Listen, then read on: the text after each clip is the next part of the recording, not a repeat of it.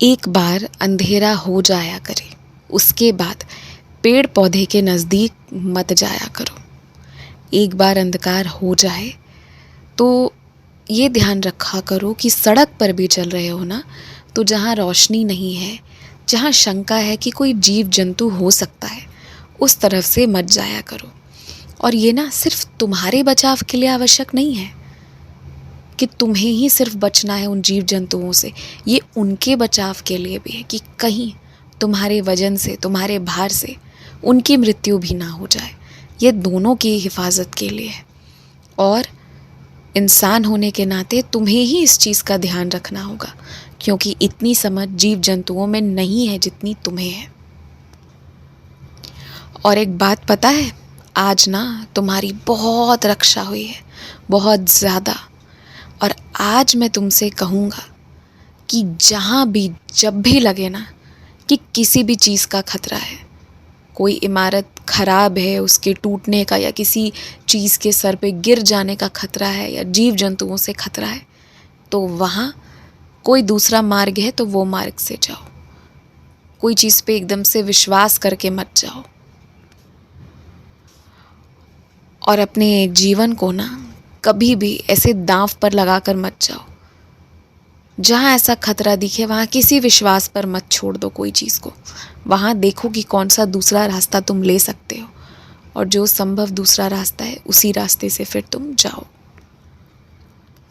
ये बहुत प्रशंसा की बात है, बहुत अच्छी बात है कि तुम छुट्टियाँ कम लेते हो। तुम्हें छुट्टी लेना पसंद नहीं है जब तक आवश्यकता ना हो।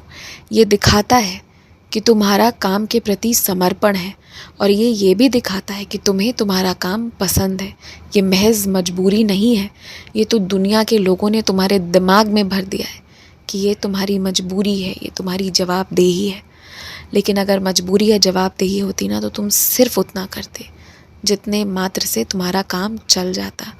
लेकिन तुम उससे ज़्यादा तरीके से उपस्थित रहते हो, जो कि ये दिखाता है, ये दर्शाता है कि तुम्हारे काम के प्रति स्नेह है। तुम शौक़ से वहाँ आए हो, मजबूरी में नहीं आए हो। और ये बात मैं तुम्हें बहुत सालों से समझाना चाहता हूँ, और इसी वजह से अपने पेशे से और अपने काम से ना बहुत प्यार करो, बहुत ज़्यादा प्यार करो, क्योंकि तुम यहाँ मजबूर होकर नहीं आए हो। तुमने इसको चुना है, शौक़ से आए हो, और ये काम में तुम्हें मन लगता है, इसलिए तुम छुट्टियाँ कम लेते हो। जो मेरा बच्चा मौसम की शिकायत नहीं करता, समय की शिकायत नहीं करता, अपने दफ्तर पर मौजूद रहता है, मेरे उस बच्चे में बहुत ईमानदारी है, बहुत प्रेम है, लगन है, तभी वो ये सब कर रहा है। इसलिए मैं मान ही नहीं सकता कि ये मजबूरी है। हाँ, वर्तमान की परिस्थिति को देखकर ऐसा लग सकता है कि अभी की ये बहुत ज़रूरत है, लेकिन आजीवन के लिए ये बहुत ज़रूरी नहीं है। तुम्हारा शौक़ है, और इसीलिए इस अपने काम को सही तरीके से करने के लिए हर संभव प्रयास जो कर सकते हो वो हमेशा करो, उससे कभी भी कतराओ मत। तुम्हारे पाँव में जो चोट लग गया है ना, वो इसलिए क्योंकि तुमने अपने पाँव को ठीक से ख्याल करके रखा ही नहीं है।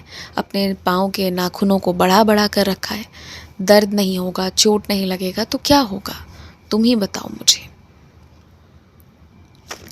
इसीलिए मैं तुमसे कहता हूँ, हफ्ते के अंत में ना अपनी देखभाल कर लिया करो।